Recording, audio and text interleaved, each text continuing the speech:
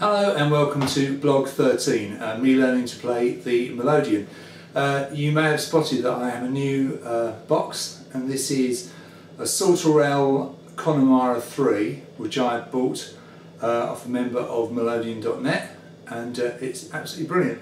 I've had it tweaked by my friend Martin, and it's sounding pretty nice now. Let me just talk you through it. If you're not familiar with this type of Melodeon, this is a DG Melodeon. This row is D, this row is G, and this extra row here is kind of a 0.5, it's like 2.5. This row has some repeats of notes on these two rows and some accidentals, and it's actually meant that I've had to change my style of playing quite a lot, but it's actually, for me, it's more comfortable because of the layout of this Melodeon. I don't have to do so much huffing in and out of the bellows. I can get lots of notes in the same direction, which for me works nicely.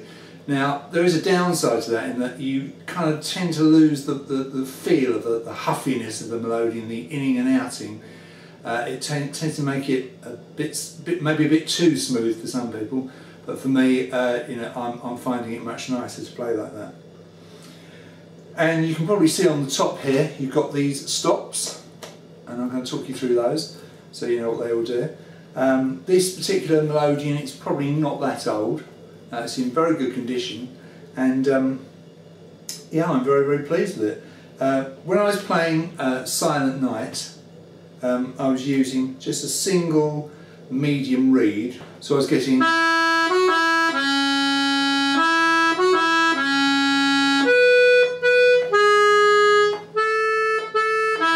kind of sound which I like, and obviously I was putting in some basses. Now I was playing that tune in the key of A, which is not particularly easy key to play in on a DG Melodeon, and you can only really do it if you've got basses that you can remove the thirds from. Let me explain it to you.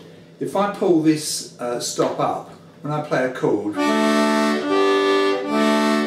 it's got the third of the chord in. But if I take the stop, push the stop down, this particular Melodeon, it removes the third, and that chord can be played as a major or a minor, which is really, really handy. And so when you're playing in the key of A, you want an E,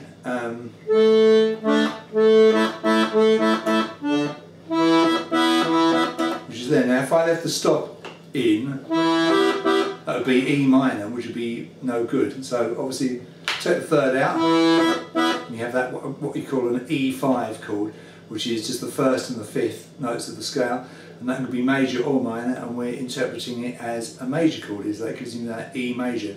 So I can play Silent Night in the key of A. I've got A major there, E major there. Obviously I've got the D there. So I've got my A, my D, and my E that I need. So I wanted a nice deep bass on that, so I pushed this stop in, which puts the low reed in on the bass notes. You can hear that nice. So what the result of all that is I get this kind of sound.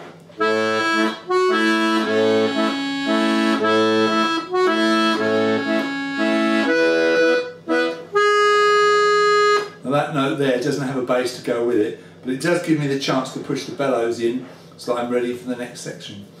So that's quite kind of a lonesome kind of sound. My son says it sounds nice and impoverished. I quite like that description. So yeah, so that's how I managed to play Silent Night. I couldn't have done that on my Hone Ericas because not in that key. And you might say, well, why are you bothering? Why are you playing it in the key of A? And it's to do with the children that I teach. They can only sing it in that key of A. G's too low, C's too high, and so I've elected to do it in A, which is a nice comfortable key for the children to sing in. But it's quite hard to play. And on the very end of the tune, I did this.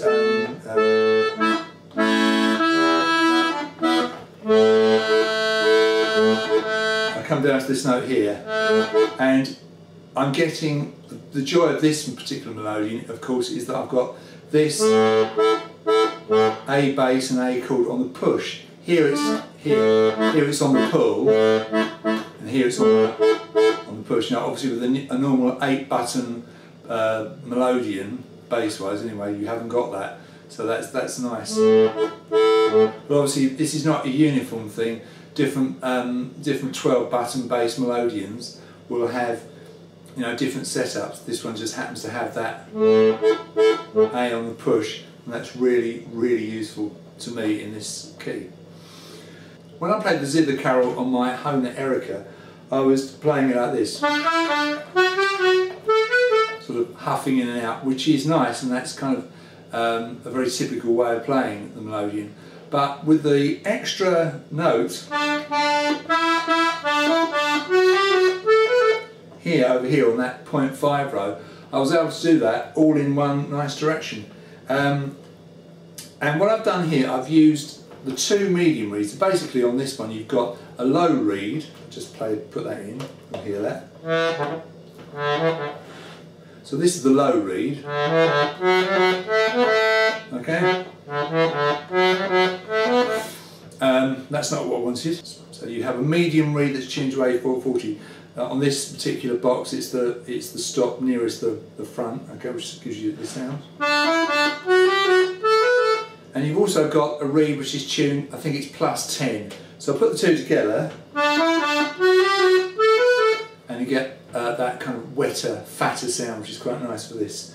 As far as the left hand goes, I'm putting the bass in and I'm bringing the third into the chords because, you know, there's no problem this time, and I want that nice thick chord. So that gives me this kind of idea.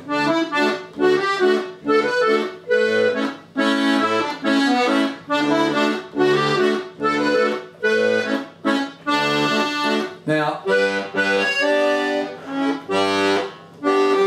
I've got a G on these 2 extra buttons up here. If I pull, G bass, G chords, that's quite nice.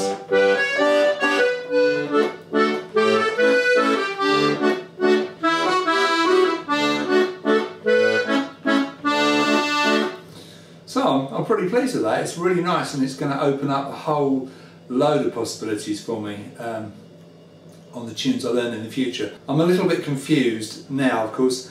All the tunes I've learnt on my Erica, or my Ericas I should say, I've got 2 of them, I probably won't change those, and I'll probably always play those on the Ericas, but the new tunes I will learn on this. The Ericas are great, you know, they're lovely Melodeons, obviously a much wetter sound, and they feel like toys compared to this, because they're so nice and light. This is a bit of a beast, I have to say. I mean, it's not as heavy as some boxes go, but it's about 10.5 pounds. In my performance videos I was standing up, but here I'm sitting down because it's quite a weight for me. So yeah, this is a fairly heavy box, well, certainly compared to my Ericas. My Hohner Ericas go at about £6. This is about 10.5 pounds, which doesn't sound a lot, an extra £4 or so, but it does make a difference. I can't stand up and play this for long, so I tend to sit down, and I've got my left leg on a guitar footstool. You can't see that obviously, but it brings my knee up, and it means I can use the 2 shoulder straps and rest the Melodeon on my knee when I'm playing, which makes it more comfortable. I mean, it's very different to my Ericas, as I say. The travel on the buttons is lovely. You literally got to just touch them. On my Ericas, the buttons tend to sort of disappear down the holes a bit. I mean, they have been limited, but they're still going quite a long way. And the buttons of this are absolutely, you know, they're beautiful. Really lovely, fast action, which is great. And the left hand is similar, lovely, beautiful buttons with lovely red felt underneath them. The whole thing screams quality. It's really nice. When I was having it fettled, as I say, by Martin White last week, he opened it up and it is pretty nice inside as well. Other things that are different, well, you've got this rotella here, which you might be able to see, which you can tighten or loosen the bass strap on. Just a nice little touch rather than messing around with Velcro. You know, you can do that, and that's really nice, a nice little quality touch. Got some nice feet, nice solid feet when you want to stand it up. The bellow straps, when you are playing, you unclip them and there's a stop over here for, you know, resting rather than having them dangling around. Sometimes when I play my Ericas, the strap gets caught in the bellows. That's just a nice touch, nice bit of quality. A lot of room on the right hand here, tons of room. I've got a bit of a weird playing position here. With the Ericas I play with my thumb on the outside, and there's a nice groove there for that, but I do tend to play with my thumb sort of loosely behind the fingerboard here. So you know, that's something I'm getting used to. And obviously, again, other differences. Well, with the Hohner Erica, there are no stops, so you know, you're stuck with the sound the way it is. If you don't like it, you're, other than getting it tuned drier or wetter, there's not much you can do. Obviously with this, with the stops, you can, you know, you can really, I mean, you can make it really big. You can have the low set of reeds in. There's this stop here nearest to me, and the two medium, and then you've got this nice. And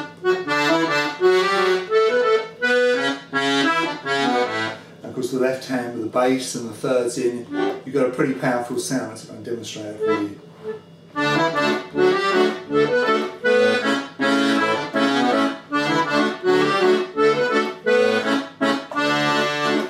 You know, it's really, really big, down to the very, very thin sound, which I think if I play the same thing, just one medium reading, and just no low bass notes on the reed, and we'll take the thirds out, so you'll hear how thin it is now.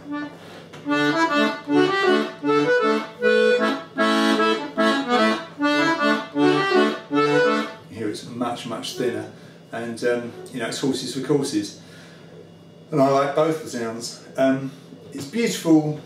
It's a beautiful machine. It has this lovely chrome kind of grille here, over here, nice and shiny, and as I say, it is in very good condition. We are almost into December 2011, and I'm going to be very busy over the next month doing school concerts. Probably won't get time to do any more blogs until 2012. So once I get past all my Christmas concerts, then I will be learning some new tunes and hopefully sharing them with you in this blog. So if you've been following these blogs and you've been, if you're like me, you're a beginner, this may sort of throw you out a little bit, I guess, because if you've got a straightforward 2-row poker work or Erica, obviously you haven't got the joys of these extra buttons. And as I say, for some people, you know, they may not like what I'm doing. They may think it sounds a bit too smooth. But certainly from a physical comfort point of view, I like having all those extra notes, and it means I don't have to change bellows directions so often. If you've not seen a 2.5 12 bass box before, what's extra, these 4 buttons up here on the bass side, you've got an A on the push and a G on the pull there. So that's obviously repeats of buttons down here, but going the other way. So again, you know, it gives you more options. It means you don't have to change bellows direction so often. And you've got what have you got up here? You've got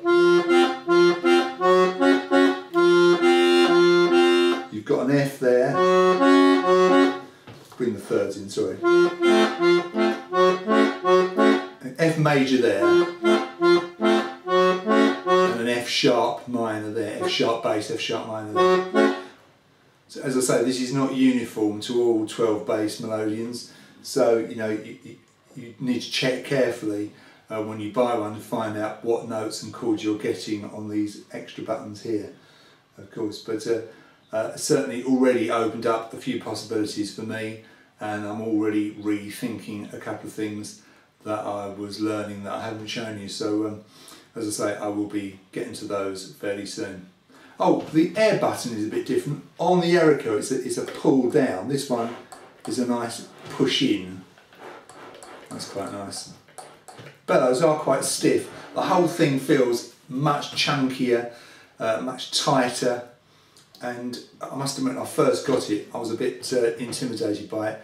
It felt, you know, pretty tight, pretty hefty, and I was a bit scared of it at first, but beginning to get used to it now, and I'm maybe not practicing as hard as I was because I'm only doing a little bit at a time. 20 minutes, 25 minutes is probably tops for me before I start getting a bit tired, and the lesson I learnt from my early days, I've been playing about 6 months now, when I first started playing back in May of this year, absolutely killed my neck and my arms because I just went on too long. I started to feel uncomfortable and kept on going and going to some nasty stiff necks and pains in the side. So now I'm learning to recognise the warning signs, start to get a bit of an ache, and I stop and rest, have a cup of tea and come back to it. Yeah. So it's a very different sound to the Hohner Erica, and I still like my Ericas, they've got a great sound. If you are a regular visitor to Melodeon.net, you will see that lots of people have loads and loads and loads of Melodeons. I'm literally 6, 7, 8, 9, 10, I don't know. To get different sounds can be a very expensive pastime to get the ultimate sound. What is the ultimate sound? Who knows? I mean, I really like this sound. I also like the sound of the Castaneris as well. They're a very expensive, high quality Melodeon, and there are other makes as well. Basically it's what you can afford and what you can actually get and whereabouts you are in the world. We're quite well blessed in England here. There are quite a few people here that own and sell Melodeons, both private people and dealers. If you're in another part of the world watching this, you may not be so well blessed. But anyway, I'm pretty happy with this, and I shall certainly learn some new tunes on it and show them to you in due course. So anyway, there we are, that is blog 13, and a couple of, well, one tune I played before, but obviously I played it in a very different way because I only had 2 rows, and one new tune, The Silent Night, in the key of A. If you've got any questions or any comments you want to make, obviously you can get in touch with me on Melodeon.net. Thanks for watching.